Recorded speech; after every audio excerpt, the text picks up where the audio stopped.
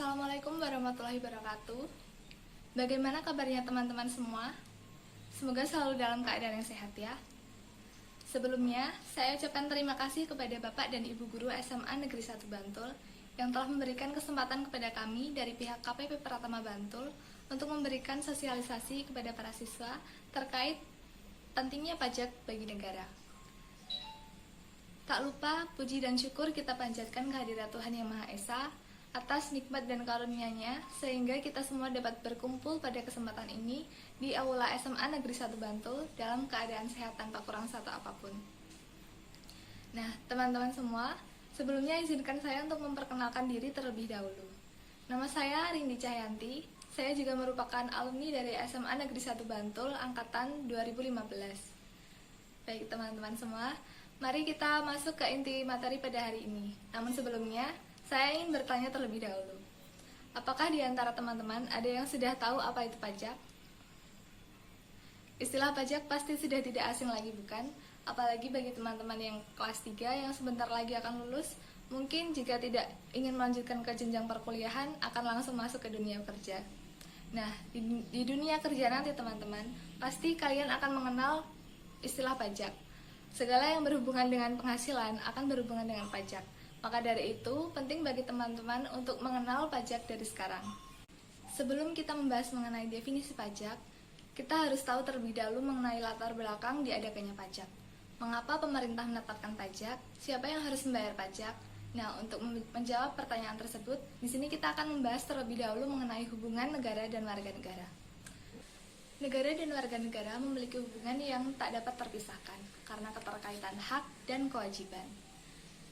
Nah, kewajiban negara seperti yang tertuang dalam pembukaan Undang-Undang Dasar 1945 yaitu 5 dasar. Melindungi segenap bangsa Indonesia dan seluruh tumpah darah Indonesia, memajukan kesejahteraan umum, mencerdaskan kehidupan bangsa, dan ikut melaksanakan ketertiban dunia. Sedangkan untuk hak warga negara, yaitu tertuang dalam pasal 27-30 Undang-Undang Dasar, salah satunya ada hak ekonomi, yaitu untuk mendapatkan kesejahteraan sosial. Nah, lalu bagaimana warga negara mendapatkan haknya? Maka tentu harus dengan melaksanakan kewajibannya terlebih dahulu. Salah satunya dengan membayar pajak. Nah, di sini sudah terlihat ya teman-teman, bahwa untuk mendapatkan haknya, warga negara wajib untuk menjalankan kewajibannya terlebih dahulu. Nah, logikanya begini, kewajiban negara adalah untuk mensejahterakan rakyatnya. Itu adalah hak warga negara. Lalu bagaimana upaya pemerintah dalam melaksanakan kewajibannya tersebut? Salah satunya dengan membangun infrastruktur, memberikan pelayanan kepada masyarakat, membenahi perekonomian, dan lain sebagainya. Nah, untuk mewujudkan upaya tersebut, pemerintah butuh apa? Tentunya pasti butuh dana. Semuanya membutuhkan uang. Dari mana uang itu berasal? Salah satunya adalah dari pajak. Nah, penerimaan negara itu berasal dari 3 sumber. Yang pertama, ada dari pajak, penerimaan bukan pajak, dan yang terakhir hibah. Pajak sendiri menyumbangkan 70-80% pendapatan kepada negara. Jadi dapat diartikan bahwa pajak merupakan sumber penerimaan negara. Berdasarkan Undang-Undang Nomor 16 Tahun 2009 tentang Ketentuan Umum dan Tata Cara Perpajakan, disebutkan bahwa pada pasal 1 ayat 1, pajak adalah kontribusi wajib kepada negara yang terutang oleh pribadi atau badan yang bersifat memaksa berdasarkan undang-undang dengan tidak mendapatkan imbalan secara langsung dan digunakan untuk keperluan negara bagi sebesar-besarnya kemakmuran rakyat. Nah, di sini ada istilah kontribusi wajib. Artinya, kalau tidak dilaksanakan, maka akan mendapatkan konsekuensi hukum seperti sanksi hukum. Lalu ada bersifat memaksa, yang artinya tidak boleh ditolak.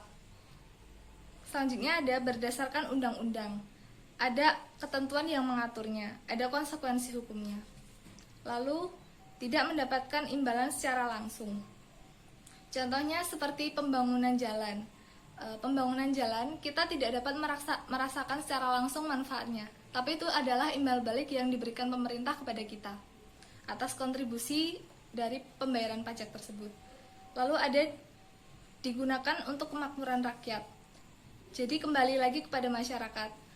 Pajak itu dari rakyat, oleh rakyat, dan untuk rakyat. Nah, sampai sini teman-teman sudah paham ya definisi dari pajak dan ciri-cirinya. Selanjutnya kita akan membahas mengenai unsur-unsur pajak. Unsur pajak ada 3, yang pertama subjek pajak, kedua objek pajak, dan yang terakhir tarif pajak.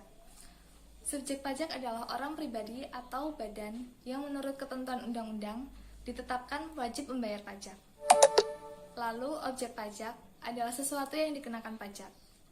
Kemudian tarif pajak adalah besarnya pajak yang dibayarkan berdasarkan objek pajak. Lalu apa sih fungsi dari pajak? Fungsi pajak dibagi menjadi 4. Yang pertama, fungsi budgeter. Pajak digunakan sebagai sumber pendanaan negara untuk pengeluaran-pengeluaran pemerintah. Contohnya pajak dalam APBN. Fungsi kedua, pajak sebagai alat pengatur.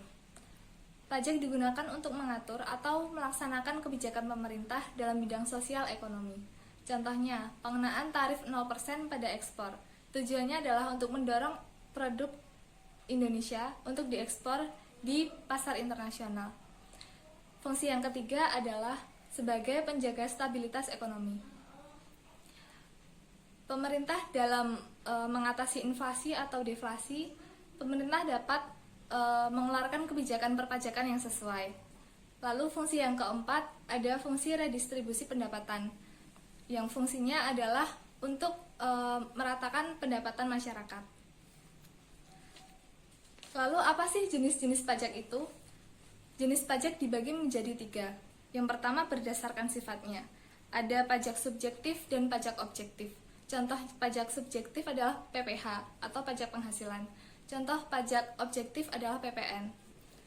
Nah, yang kedua berdasarkan pihak yang menanggung. Ada pajak langsung dan pajak tidak langsung. Dan yang terakhir berdasarkan pihak yang memungut, yaitu ada pajak pusat dan pajak daerah. Contoh pajak pusat adalah PPN, PPh, PBB, PPNBM, dan lain-lain. Sedangkan pajak daerah ada pajak hotel, pajak kendaraan bermotor, pajak restoran, pajak parkir, dan lain sebagainya. Nah, yang terakhir ada sistem pemungutan pajak. Sistem pemungutan pajak ada 3, self-assessment system, official assessment, dan withholding. Self-assessment di mana wajib pajak membayar, menghitung, dan melaporkan sendiri pajaknya. Sedangkan official assessment ada pihak pemerintah atau fiskus yang menghitung dan memungut pajaknya. Sedangkan withholding ada pihak ketiga yang memungut pajak.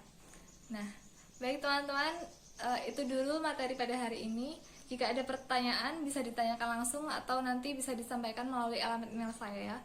Karena keterbatasan waktu, pertemuan kali ini saya cukupkan sekian. Terima kasih kepada teman-teman semua atas perhatiannya, dan juga pada Bapak Ibu Guru atas kesempatan yang diberikan. Sampai berjumpa di lain waktu. Wabillahi taufiq wal hidayah. Wassalamualaikum warahmatullahi wabarakatuh.